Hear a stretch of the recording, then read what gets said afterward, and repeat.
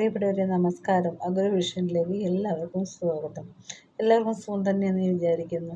പിന്നെ എല്ലാവർക്കും എന്തൊക്കെയുണ്ട് വിശേഷങ്ങൾ?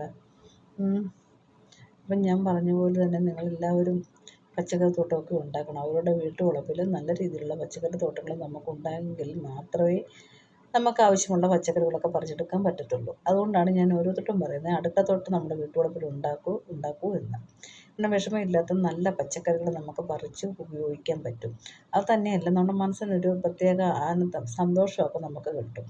ഇന്നെല്ലാവരും ഡിപ്രഷൻ കൂടിയും അതുപോലെ പല സ്ട്രെസ്സിൽ കൂടിയൊക്കെ കടന്നു പോകുന്ന ആൾക്കാരാണ്. അപ്പം കുറച്ച് സമയമെങ്കിലും നമുക്ക് ഈ പച്ചക്കറികളും അതിൻ്റെ വിളവെടുപ്പും അതിനെ പരിപാലിക്കുകയൊക്കെ ചെയ്യുമ്പോഴത്തേക്കിനും നമുക്ക് നല്ലൊരു സന്തോഷം അനുഭവപ്പെടും. നമ്മുടെ ഈ വക മനസ്സിലുള്ള പ്രശ്നങ്ങളൊക്കെ മാറിപ്പോവുകയാണ് ചെയ്യുന്നത്.